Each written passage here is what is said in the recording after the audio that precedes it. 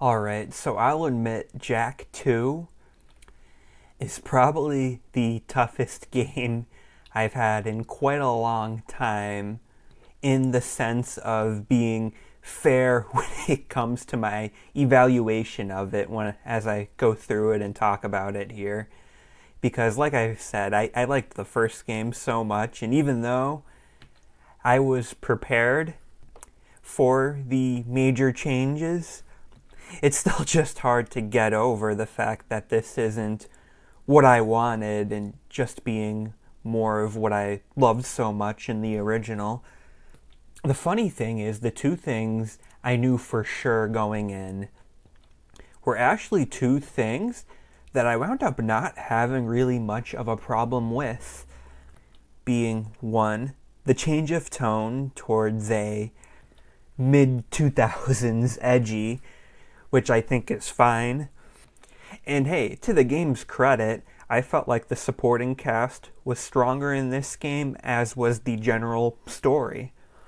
And then there's also the switch from, or I guess, to third person shooter combat, which I'll admit, it was a bit of a rough start. It took me a mission or maybe a gun upgrade or two to really warm up to it.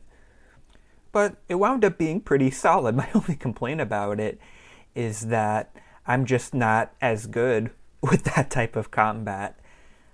And there was other issues that I felt like really hindered my motivation to sort of adjust more accordingly to it in this game.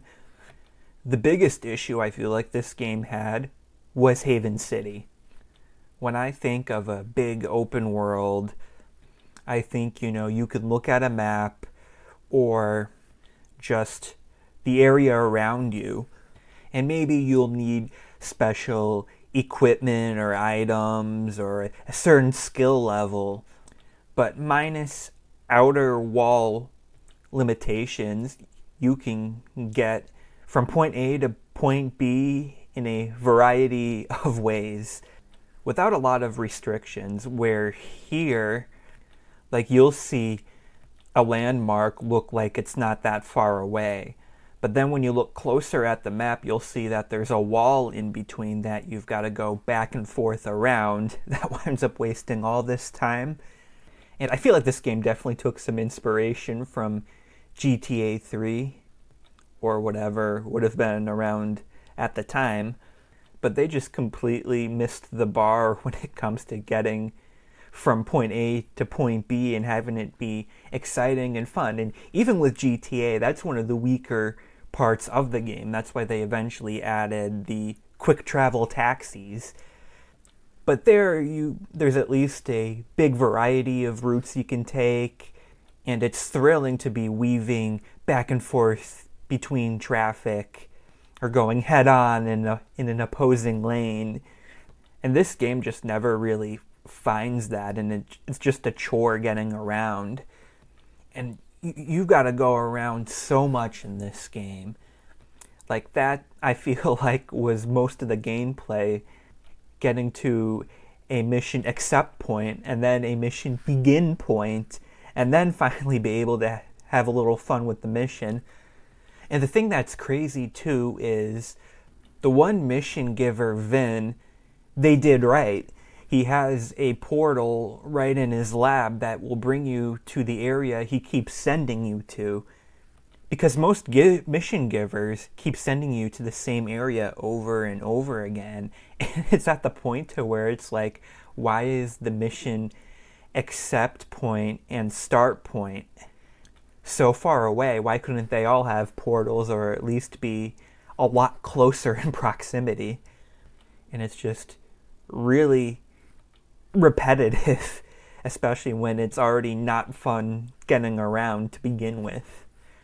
Like I said, though, the missions are generally fun, but they take a much different structure this time around. I mean, the first game, you had these big open areas, tons of collectibles. This time around, they're more empty and linear, which is fine, but it sort of begs the question as to, why is this a Jak and Daxter game? Like, I thought there would be some more of a connection gameplay wise to the first game. And I guess you could make the argument that, they made the IP and should be able to use it as they see fit. But at the same time, why didn't they just have this sort of become the precursor series with a new set of protagonists? Maybe you have Mac and Baxter, future descendants of our original protagonists, instead, rather than doing what they did here and kind of going beyond the point of return, if you will. This new level structure, too, is a lot less forgiving and a lot more frustrating.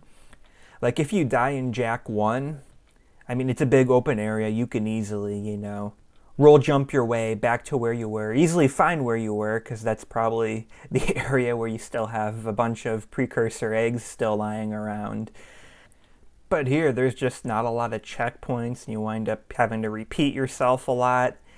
Like I said before, I got the trilogy off of PSN and made a backup on my PC, playing it through RPCS3, so I made my own checkpoints with save states. If it weren't for that, I probably wouldn't have even completed the game out of some of that frustration with that. And some of the vehicle levels, too, were a pain in the ass.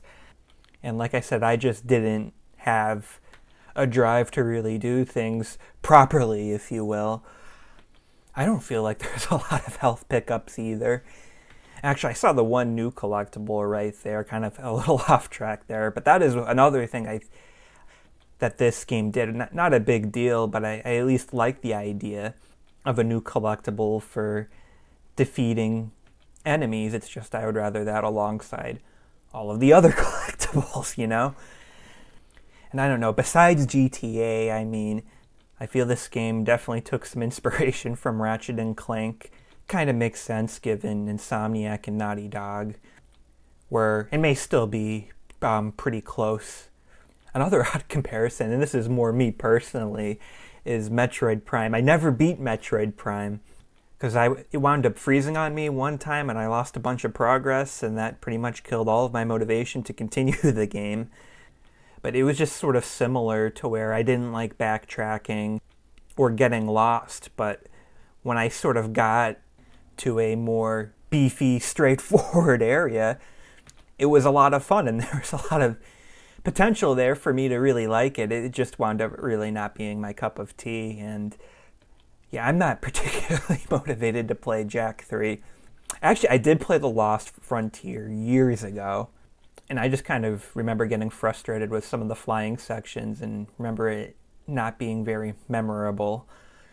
But from what I've seen with Jak 3, and this is just a quick Google search, so could be wrong, but people in general seemed like we're saying that it sort of just builds off of what they did here, and people seem to like this one better, so yeah, not a lot of motivation. I mean, I have it. I'll probably get to it someday, but it's definitely very low on my backlog. I also looked at the Daxter solo game, but I think one of the first things I saw was a Haven City section, and then I said, no thanks. I don't even own that one. I did still pick up Jak X Combat Racing, though. I'm still kind of interested in that one with how much I like Crash Team Racing, even though I know once again it'll be a lot different, but hopefully it just sort of meshes better for me.